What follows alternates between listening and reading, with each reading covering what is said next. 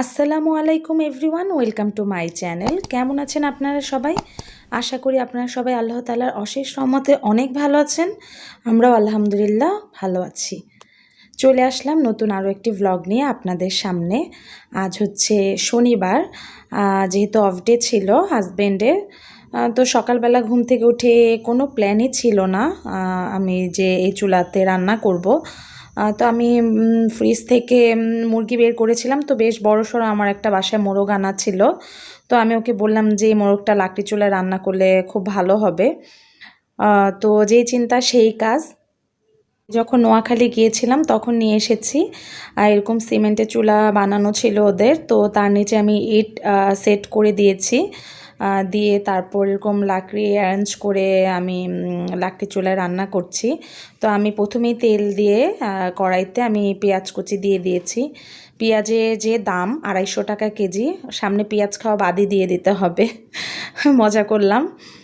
তো আমি এখানে আদা বাটা, রসুন বাটা আর আমি পেঁয়াজ বাটা দিয়ে নিচ্ছি অনেকগুলো। আমি পেঁয়াজ কুচিটা কমই দিই, পেঁয়াজ বাটাটা দিলে গ্রেভিটা অনেক ঘন হয়, খেতেও ভালো লাগে। তো আমি মশলা কষাতে কষাতে আমার ফ্রেন্ডসদেরকে বলে নিচ্ছি, যারা অলরেডি আমার চ্যানেলটি সাবস্ক্রাইব করেছেন তাদেরকে তো জানাই অসংখ্য ধন্যবাদ। আর যারা এখনও আমার চ্যানেলটি সাবস্ক্রাইব করেনি, প্লিজ আমার চ্যানেলটি সাবস্ক্রাইব করবেন। আমার ভিডিওগুলো যদি আপনাদের ভালো লেগে থাকে তবে অবশ্যই একটা লাইক দিয়ে দেবেন।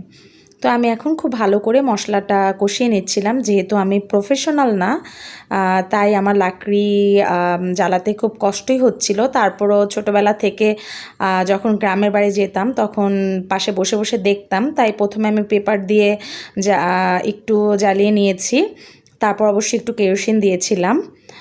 তো এখানে আমি এই যে মোরগটা কিন্তু অনেক বড় ছিল, তো ওটা আমি দিয়ে দিলাম মশলার ভেতরে। মশলা কিন্তু আমি তেমন কিছুই দেইনি, আপনাদেরকে দেখালাম যে কি দিয়েছি। তো এখন আমি ভালো করে মশলার সাথে মাংসটা কষিয়ে নেব। অনেক ভালো করে কষাতে হবে, আসলে কষানোর উপরে মজাটা নির্ভর করে। তো এখন আমি ভালো করে কষিয়ে নিচ্ছি।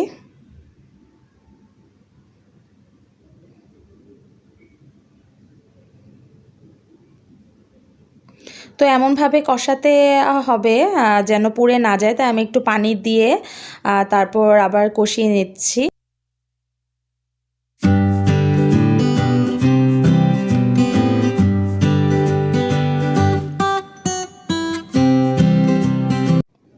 তো পানিটা দিয়ে আমি এখনও কিন্তু কোনো ঢাকনা দেইনি, খুব ভালো করে আমি উল্টে পাল্টে দিচ্ছি মশলাটা যাতে ভেতরে খুব সুন্দরভাবে ঢুকে যায়।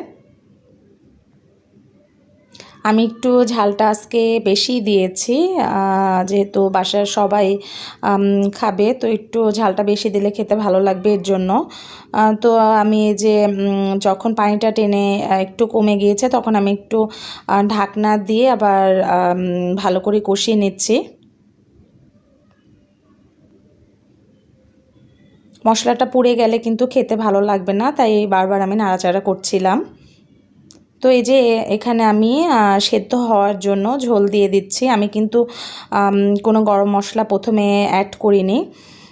তো এখন আমি এই যে গরম মশলাটা যখন পানিটা ফুটে উঠবে তখন আমি গরম মশলাগুলো দিয়ে দিচ্ছি, এতে করে ফ্লেভারটা ভালো আসে। সেদ্ধ হতে কিন্তু অনেক সময় লেগেছিল, আমি বারবার পানি দিলাম। তো ফাইনালি আমার মোরগ ভুনাটা হয়ে গিয়েছে। এখন আমি একটু ঝোলটা শুধু টানিয়ে নেব, আর যখন হয়ে যাবে মাংসটা তখন আমি উপর দিয়ে একটু টালা জিরার গুঁড়ো দিয়ে দেব, এতে করে ফ্লেভারটা অনেক ভালো আসবে, খেতেও ভালো লাগবে। তো আমি মোরগ রান্নার পর হাজব্যান্ডের আবদার যে পোলাও রান্না করতে হবে লাকড়ি চুলায়, তা পোলাওটাও বসিয়ে দিচ্ছি। তো আমি এখানে একটা হাঁড়ি বসিয়ে নিলাম। এখানে আমি প্রথমে তেল দিয়ে পেঁয়াজটা ভেজে তারপর আমি এখানে পোলাও চালটা দিয়ে দিচ্ছি। আমি ভিডিওটা ফাস্ট করে দিয়েছি যাতে করে লম্বা না হয়ে যায় ভিডিওটা, এমনিও মোটামুটি একটু বড় ভিডিওই হয়ে গিয়েছে। তো পোলাও তো সবাই রান্না করতে পারি, আমি শুধু একটু দেখালাম যে কিভাবে করি আমি। তো চালটা ভালো করে ভাজার পর আমি ভালো করে মশলার সাথে মিশিয়ে আমি এখানে আদা বাটা দিয়েছি, আর কিছুই দিইনি, আর গরম মশলা, কাঁচামরিচ এগুলোই। তারপর যখন চাল ভালো করে ভাজা হয়ে যাবে এর ভেতরে আমি একটু লবণ দিয়ে দেব এবং আমি পরিমাণ মতো পানির সাথে দুধ মিক্সড করে নিয়েছিলাম এবং চালটা যখন ভাজা হয়ে যাবে তখন আমি সেই দুধ আর পানিটা দিয়ে দেব এখানে, দিয়ে তারপর আমি ঢাকনা দিয়ে রেখে দিয়েছিলাম। দমেই আমার পোলাওটা হয়ে গিয়েছে। মাশাআল্লাহ খুব সুন্দর ঝরঝরে পোলাও হয়েছে।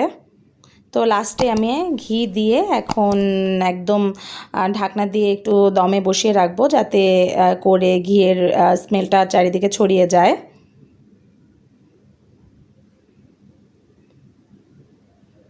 তো এই তো আমার পোলাও রান্না হয়ে গিয়েছে। তো আমি আপনাদেরকে এখন দেখাচ্ছি যে দেখতে কেমন হয়েছে।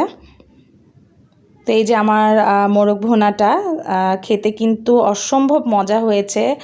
লাকড়ির চুলার রান্না তো আসলে আমরা যারা রান্না করেছি বা খেয়েছি সবাই জানে যে খেতে খুবই মজা হয়। সবাই খুব প্রশংসা করেছে যে অনেক ভালো হয়েছে খেতে, অনেক সুন্দর একটা স্মেল আসছিল লাকড়ির চুলায় রান্না করলে যেটা পাওয়া যায়।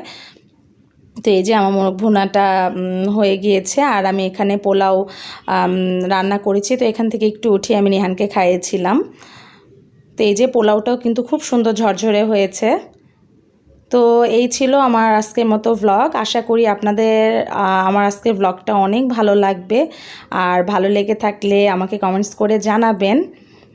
তো আমি আজকের মতো এখানেই বিদায় নিচ্ছি। নেক্সট ভ্লগ নিয়ে ইনশাল্লাহ আপনাদের সামনে আমি আবার হাজির হয়ে যাব। সেই পর্যন্ত আপনারা সবাই অনেক ভালো থাকবেন, আমাদের জন্য অনেক দোয়া করবেন। আল্লাহ হাফেজ।